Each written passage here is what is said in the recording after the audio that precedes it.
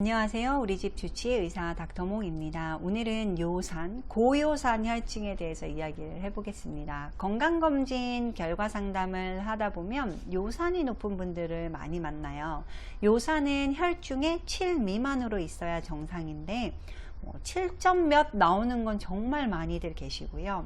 8 넘는 분, 9 넘는 분, 10 넘는 분 이런 분들도 계시고, 이런 요산이 너무 높아서 생활 습관을 좀 바꾸셔야 된다고 말씀드리면 요산이 뭔가요? 이렇게 물으시는 분들 계세요.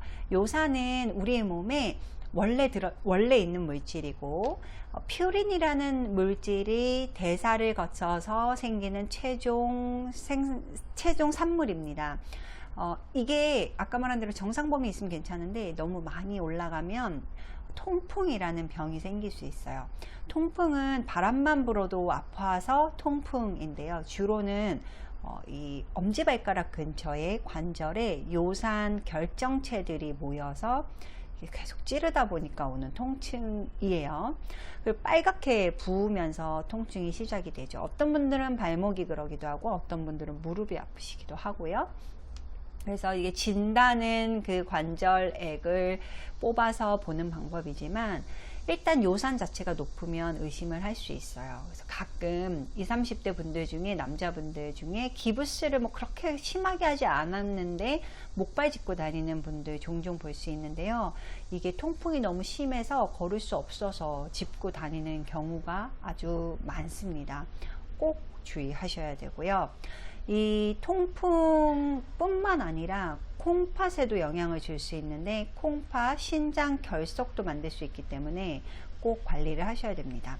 요산은 그냥 올라가는 게 아니고 이유가 명백히 있습니다. 대부분 음식에서 오는데요. 가장 대표적인 것이 치맥입니다. 치킨과 맥주예요. 비슷한 애들은 다 똑같다고 생각하시면 돼요. 치킨은 이제 대표적으로 육류이면서 튀긴 고열량 음식이 되는 거고, 맥주는 술입니다. 그래서 요 튀긴 음식과 술, 요 두 가지는 요산을 많이 높인다 생각하시면 되고요. 그러면은 이 튀긴 음식에 또 뭐가 있나요? 감자튀김도 있고, 또 부침개도 포함이 좀 돼요. 빈대떡도 기름에 거의 이렇게 튀기듯이 먹기 때문에. 그렇지만 육류를 이제 튀기거나 볶은 게 더 크죠. 탕수육, 돈가스 이런 것들을 즐겨 드시는 분들 조금 주의하셨으면 좋겠고요. 그 다음에 맥주랑 똑같이 와인도 해당되고요. 다른 술들도 다 요산을 높일 수 있으니까 주의하셔야 됩니다. 특별히 사실 이 통풍이라는 병은 여름에 많이 발생을 하는데요.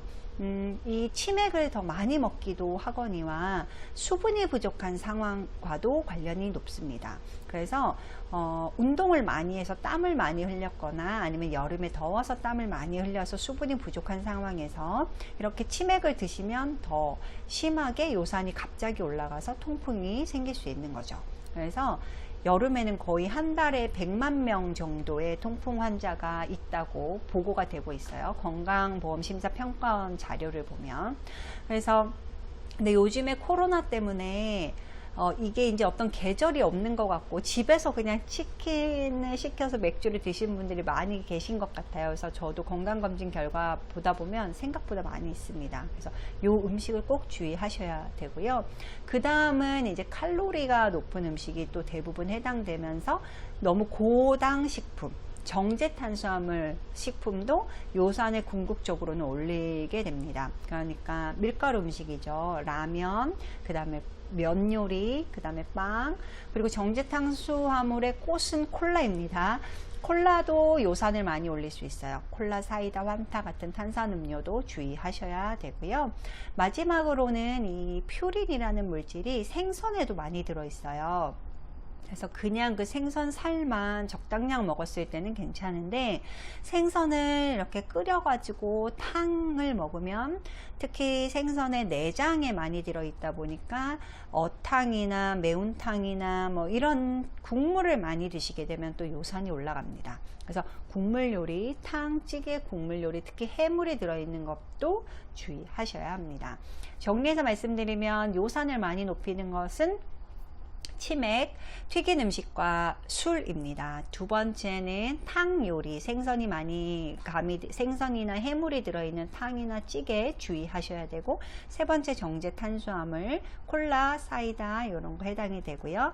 마지막으로는 물을 너무 적게 드시는 것이 요산을 높이는데 기여를 하는 것들입니다. 그래서 요거를 좀 주의하시면 좋겠고요. 네, 요산을 낮출 수 있는 방법을 그럼 말씀드리겠습니다. 첫 번째는 앞서 들으신 대로 물을 충분히 드시는 거예요. 그럼 요산 자체가 막 떨어지지는 못하더라도 결정을 이루어서 통풍이란 병으로 가는 거는 막을 수 있거든요. 그래서 가능하면 낮에 물을 충분히 드시고, 자기 전에 물을 드시면 가끔 역류해서 불편하신 분들 계세요. 그리고 이제 화장실도 왔다 갔다 해야 돼서 잠도 방해가 되니까 이런 활동하는 시간에 물을 많이 드시고요. 두 번째는 식이섬유가 많은 걸 드시면 됩니다. 그래서 채소, 아스파라거스나 그린빈스, 브로콜리 이런 녹색 채소도 도움이 많이 되고요. 그 다음에 파프리카 이런 색깔별로 채소를 챙겨 드시는 게 도움됩니다. 세 번째는 과일인데, 과일만 많이 드시는 건 오히려 요산이 좀 올라갈 수 있고요.